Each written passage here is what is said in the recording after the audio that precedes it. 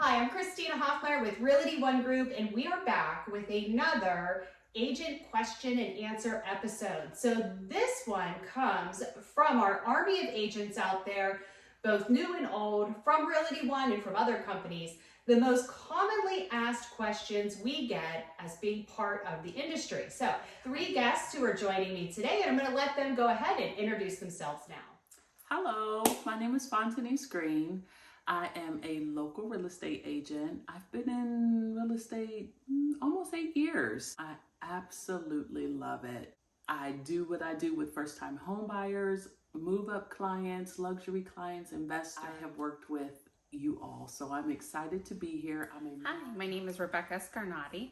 I am a real estate agent. I've been in the business for about 5 months, and I work with investors, first-time home buyers. Hi, my name is Allison Williams. I am a real estate agent. I've been in the business for just 2 years. I made the switch to Realty One, I think back in April. Best decision ever. Love real estate. It's been a blessing to me, and I'm really excited to work with all of you. All right, so question 1 for our gang here is, this one comes from Facebook. What strategies do you use to generate consistent leads? I would definitely say utilizing the program that Realty One offers to us as far as leads, but also asking our current clients, do they know anybody who is looking to buy or sell a home, because then they refer those leads to you, and they just keep coming. Those referrals are just key. Yeah. Absolutely Yeah, key. absolutely. What about you, Rebecca? Where have you found strength in? I think the Zillow leads have been super helpful as being a new agent, and then working on building that social media and gaining leads through that way. Also, the leads that Realty One has been sending us through email, and just making sure that we're following up with them. And then again, just our previous clients, getting those testimonials and then asking them for a referral. Excellent. Yeah. Asking for the business is real important. But it's really hard. It is the hardest part of the business, is asking for it. You know, and it just depends on what type of relationship you've created with your clients. Like that'll definitely, you know, help you with asking for the business. But for me, it's more social media.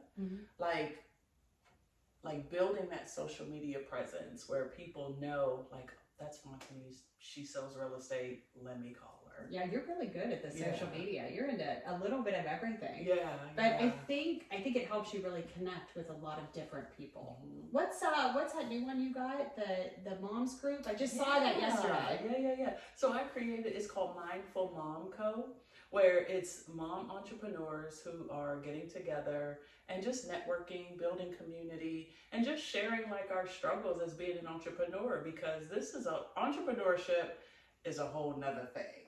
Like it's totally different from, you know, if you want to say a regular job, you know, you're on all the time. So, oh, absolutely. And I'm going to skip ahead to a question, because that brings something that we had another agent. And what advice can you give to an agent who is struggling with work-life balance, especially during a busy season? Man. And moms have trouble with work-life balance. Listen, my kids were young. That was tricky. For sure. I think it's intentionality for me. Like I have to be intentional about when my phone is on, when it's off, and because I have baton, I have softball, you know what I mean? And just, it's prioritizing what you have to do right now. You know, if something can wait till later, then let it wait. Absolutely. And time management. Time management is so important when you're trying to do that life-work balance, because, you know, if you're continuing your workday throughout the end of the night, and then the kids or the husband or other things are lacking, and if you're doing all of the things with the family during the day when you're supposed to be doing real estate, then your real estate's lacking. So you need to make sure that there's that great balance, and time management is big. Time blocking.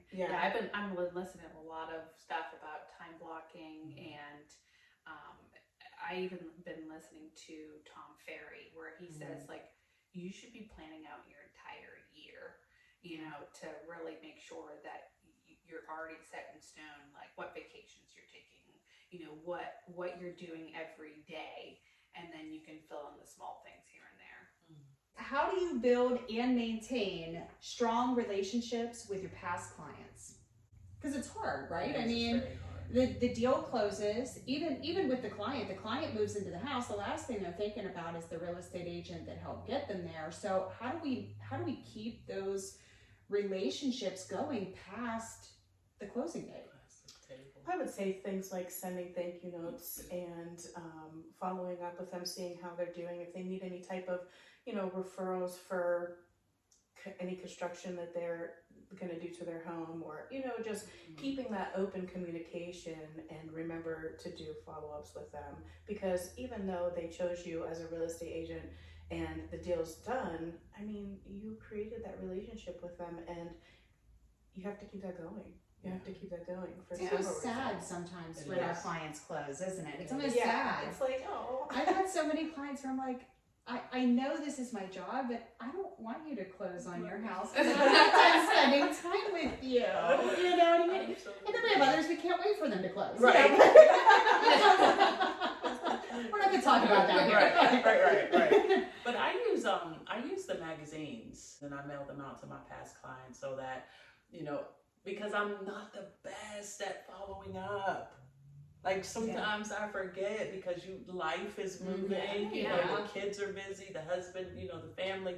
And so I use the magazine so I could set it and forget it. Mm-hmm. You know what I mean? That's just what works for me. So are you like sending them a subscription, or like what? So I pay for the magazine, but it has my face on it. It has, my information, and it's just a magazine it can have recipes in it. It can have DIY stuff in it. Nice. Just different things that if it's on their coffee table or maybe amongst the mail, like they say, oh yeah, Might be that's something they'll nice. hold on to. Yeah. How do you keep yourself motivated during slow periods? I feel like, there's been weeks where I'm like, okay, I'm that in between. Okay, if the house is closed, now I need to, I haven't quite gotten that rhythm of keeping the pipeline full. So I kind of, I go to YouTube and I kind of like just listen to motivational things, maybe just how to improve my business. And then, I will take that time to say, hey, what do I need to improve? Take that time to things I've neglected and hone on that, and then kind of get myself amped back up, because I'm like, oh, I can bring this to this client, you know what I mean? And keep improving. I network. I'm gonna get out there, on them slow periods where, you don't so it could be slow whether there's inventory or the pipeline is low. It's like, well, let's just or create an event. Mm-hmm. You do that You all do the that very time. well. Like, I love that. Like, we'll create an event and we'll bring people together, and it keeps you motivated. It keeps you hot. You know what I'm saying? It keeps you out there, because you're still marketing and they see your face. You know what I mean? So, yeah, like if it's slow right now, then okay, well, then we're going to do something to heat it up a little bit. How do we deal with difficult clients or situations? I think I would I kind of I'll bring it to the table, and talk to colleagues, brokers, like, I need help, because sometimes it's just, it could be a personality clash, it could be something as simple as that could be fixed with, okay, well, maybe Christina, you can talk to him, or Alex, maybe you could, and maybe switch off, but it's so hard because I don't care for conflict. Yeah. You know what I mean? So it gets difficult. So I'll definitely ask around. Yeah, I mean, I had one recently, and I had to have Christina kind of help step in and be like, look at the situation. And I kind of brought it to her attention even before the client even was like, oh, I don't want to work with you. And I really didn't. I did everything I was supposed to do. Yeah. And, I just kind of stood my ground on what I was going to accept as an agent. And I think that's good that you mentioned, like, just talking to someone about it. What can I do? Because different perspectives they might be able to make you see from their side. Absolutely. Or be like, okay, you're right, but this is how maybe you should, move forward and handle this situation. So For yeah. sure. I agree with that. For sure. Yeah. Because sometimes being on the outside or being on the inside, you're too close to it. Yeah, absolutely. And sometimes I've noticed with a lot of conflict, it's just a simple case of different communication types. So what one person is saying is not what the other person is hearing. So having somebody step in and say, okay, well, this is what she's saying, but this is not what you're taking it to mean. And this is what you're saying, but she's not hearing what you're saying because she speaks a different language, in essence, So you get them to come, like, can we both agree that both of you want this? Yes. Okay, great. And just, okay, great. Let's set that reset button and start again. What advice would you give to a new agent just starting out? I would say, prior to getting your license, kind of do your research as to like what you want your brand to be, like where do you want to be in real estate, and kind of start prepping yourself in organization skills and time management, those things that, like, if you don't have that right off the bat, it's not impossible, but it's going to make it go smoother if you already have those good skills prior to coming in. But really, one definitely helps us build those skills, and just taking us through training and saying, okay, this is what you need to do, and if you need any help, let us know. But I would definitely say, like, if I had all of that stuff set prior to coming in, it would help things just kind of get going a little faster and not feel like trying to juggle everything, a client and building the business at the same time. Yeah. I would say a lot of it is also, after getting your license, is surrounding yourself with the people that are already successful, that's been in your shoes, that has, been through a lot of the situations that are just coming up, and you're like, what's going on? And just making sure that you're not only surrounding yourself with those people that are successful, but are teaching you as you go, and go to all of the trainings, be present in everything real estate. And just, even if you have to spend some time on the internet, just kind of updating your knowledge database of the market right now, just make sure that you're constantly around people that are successful doing real estate, and that you're constantly learning, because it's ever changing. Yeah. That's what I say. Like, first, I would say it is not easy. Real estate is not an easy career to get into. I would say get a mentor, and a good mentor. Not just a mentor. Get you a good mentor, and immerse yourself in the culture of real estate. Like, that's what I told my mentees. Like, I don't watch it on TV. Be in the office. That's one thing that's so important. When I started real estate, was being in the office. And surrounding myself with the culture of the language of real estate, like how they were talking, what they were doing, and do open houses. There's one real estate agent who was in the business for years. She actually just retired, and she was doing open houses until she retired, and she was in her 70s.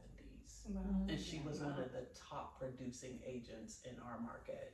And she still did open houses. I love open houses, as long as they're done properly and used for proper marketing. I think open houses is just kind of a secret weapon if done right. But the problem is, it takes a lot of time and effort before the open house, and there's a great deal of follow up after the open house. So it's less about that 3-hour window and more about what you do before and what you do after.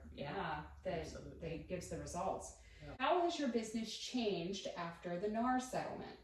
It's really just making sure that those conversations that you're supposed to be having anyway is happening with your clients when it comes to your pay as a real estate agent, and making sure that, of course, now that it's all changed, the proper paperwork's being filled out, and making sure going forward that, as I said before, the ever-changing real estate is, you're just growing accustomed to the new ways.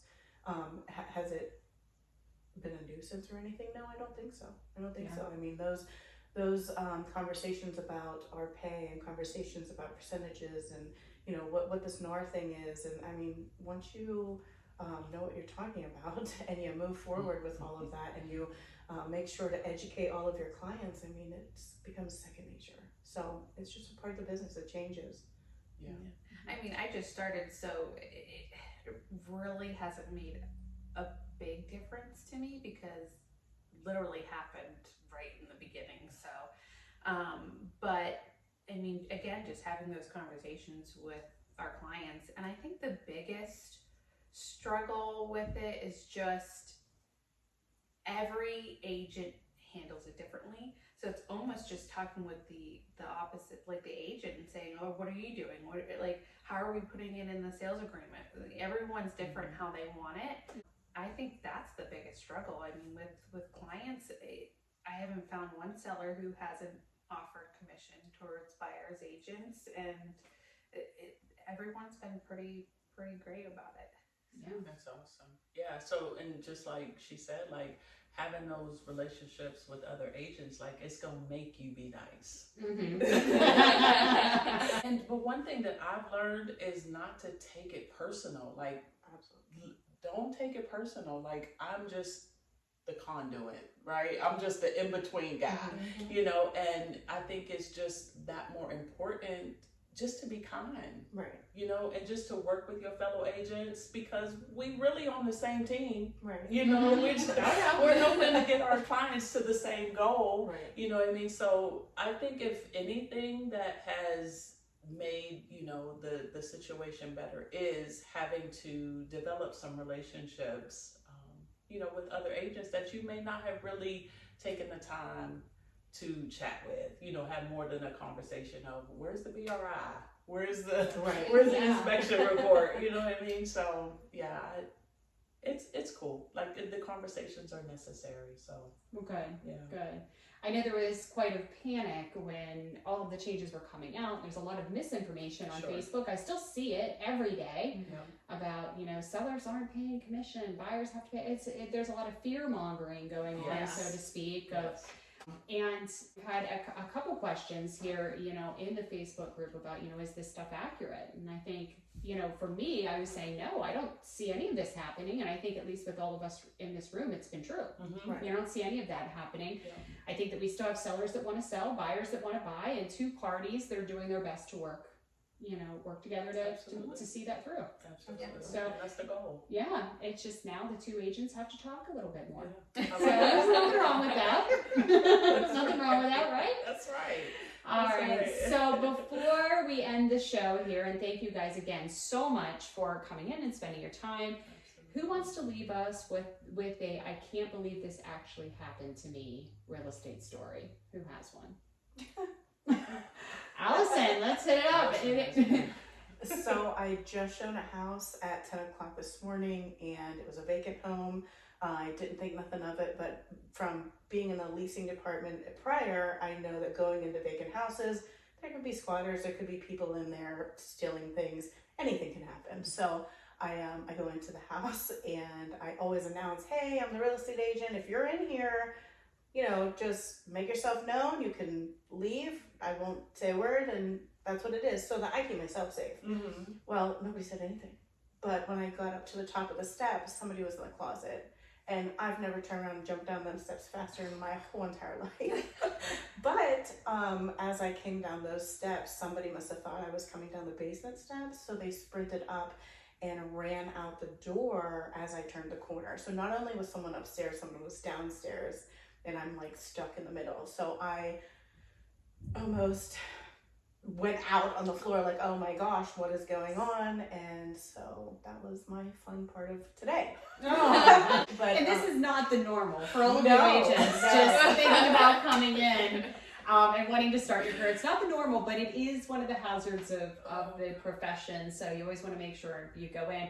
I do the same thing that Allison says. I'll always open the door and be like, hey, realtor, if anybody's in here, like bang on something, I'll just turn around and run out of here. You can laugh at me as I leave, you know, so, but they don't always answer. Like, just so that, you know, any listeners out there that are thinking about breaking in a home, first, don't. But second, if you must and a realtor comes in the door, just bang on a pipe or something. We will probably pee ourselves and run faster than you can. I promise you, just make a big noise. That's all. We're going to think that it's an intruder or maybe a rabid raccoon. Either way, we don't want to know. Yeah. We don't want to know. We're going to jump in our car and cry the whole way to our next appointment. I promise you. We are no threat to you. All right, well, that's going to be a wrap for us for our agent Q&A. Thank you again to all of our guests here. And if you have any interest in buying or selling real estate, these lovely ladies would love to help you out. Please give us a call at Realty One Group Ultimate at 724-201-0514. They would love to help you out. Until next time, I'm Christina Hoffmeyer from Realty One Group Ultimate, and happy hunting.